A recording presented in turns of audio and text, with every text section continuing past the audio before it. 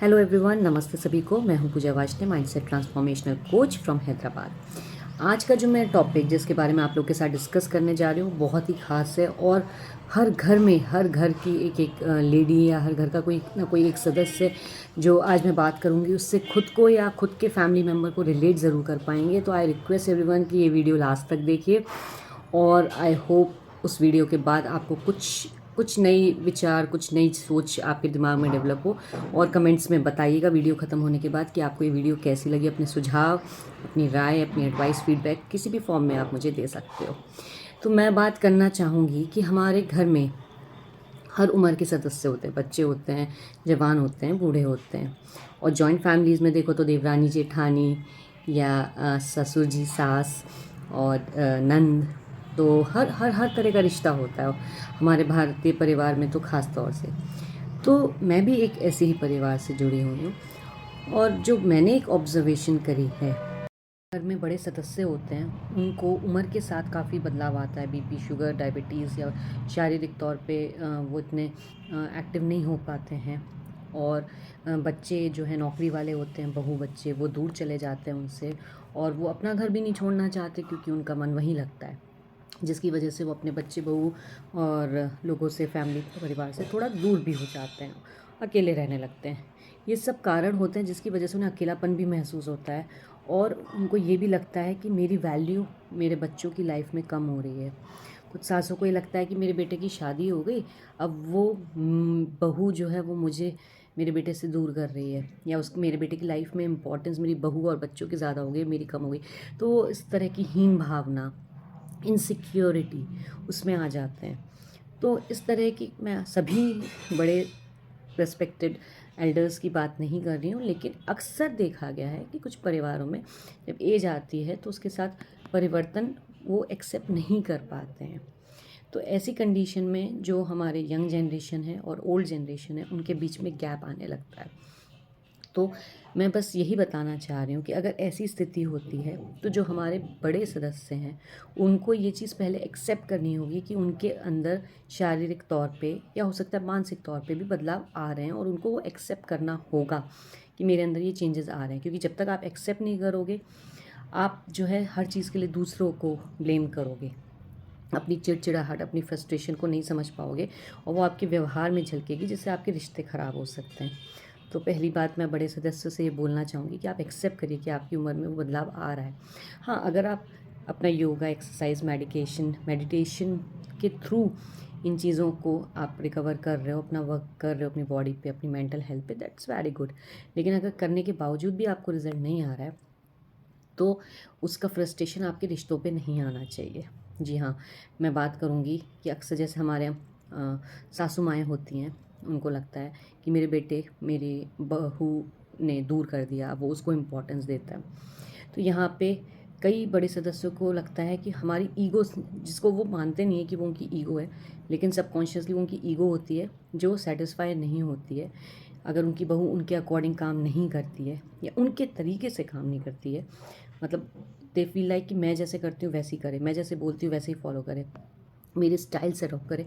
और वो ये एक्सेप्ट नहीं कर पाती हैं कि उनकी बहू एक अलग आइडेंटिटी है और वो अलग आइडेंटिटी है, दोनों आइडेंटिटी अलग अलग हैं, तो उनका काम करने का तरीका भी अलग होगा। बट नहीं, वो चीज़ जब एक्सेप्टेंस नहीं होती, वहाँ रिश्तों में दरार आती है।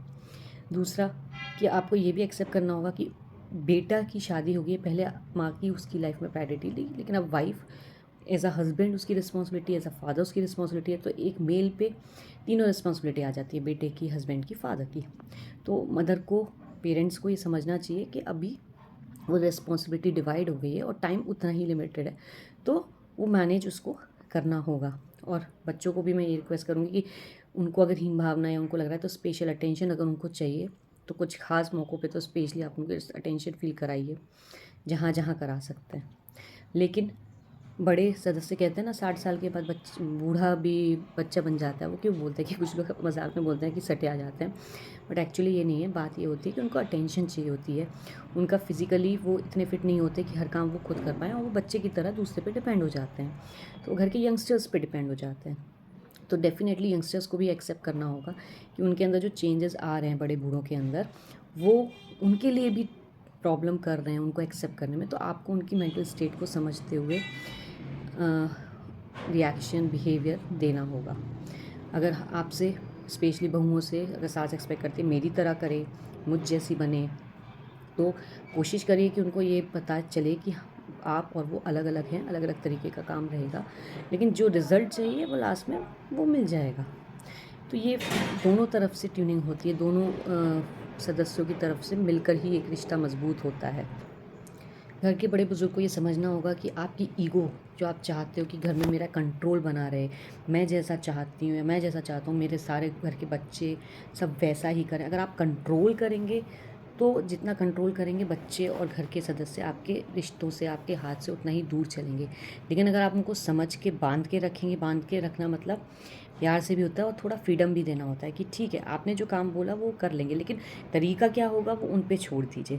तो ये भी ज़रूरी है बड़े लोगों को समझना कि आपकी जनरेशन उनकी जनरेशन की सोच में, काम करने के तरीके में और उसके अलावा फैसिलिटीज़ में भी अब अंतर आ गया है। तो आप जो उनसे एक्सपेक्ट कर रहे हैं वो ठीक है करिए, लेकिन उनके काम का तरीका उन पे छोड़ दीजिए। अदरवाइज़ आप ही फ्रस्ट्रेटेड रहेंगे, आप ही परेशान रहेंगे, आप ही टेंशन में रहेंगे। तो अननेसेसरी की टेंशन आप अपने ऊपर ना लें।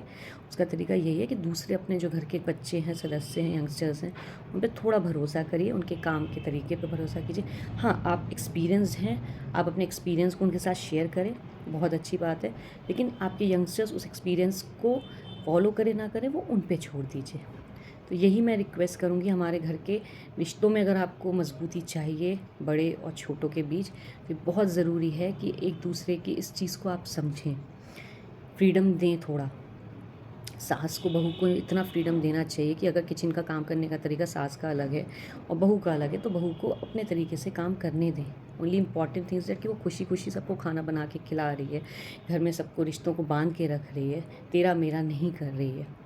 That is more important rather than आप उसको एक कंट्रोलिंग पावर की तरह अगर कंट्रोल करना चाहेंगे तो रिश्ते और ख़राब होंगे। तो आज का टॉपिक मेरा यही था। अगर आप मेरी इस किसी भी पॉइंट से डिसएग्री करते हैं, you are free to share your point of view and respectfully मैं बोलना चाहूँगी ये वीडियो मेरा किसी को हर्ट करने का इंटेंशन नहीं है, लेकिन घर में रिश्ते मजबूत हों उसके लिए दोनों यंगस्टर्स और बड़ी जनरेशन के लोग वो दोनों को ही इस पहलुओं को समझना होगा। तो आज की वीडियो मैं यहीं समाप्त करती हूँ, मैं ज़्यादा लंबा नहीं खींचूँगी। तब तक के लिए नेक्स्ट एपिसोड के लिए नेक्स्ट मैं वीडियो लेकर आऊँगी। खुश रहिए, रिश्तों को मजबूत कीजिए, थोड़ा फ्रीडम दीजिए। अपनी सोच नहीं बदल सकते लेकिन दूसरे की सोच को थोड़ा एक्सेप्ट कीजिए, ठीक है? क्योंकि आप जैसे आप ही हो दुनिया में और कोई नहीं, और दूसरा जैसा है वैसा दुनिया में कोई नहीं। तो आप जैसा कोई नहीं हो सकता, इस चीज़ को एक्सेप्ट करो। एक्सपेक्ट मत करो कि हर कोई आप जैसा बने। ओके, टेक केयर, नमस्कार।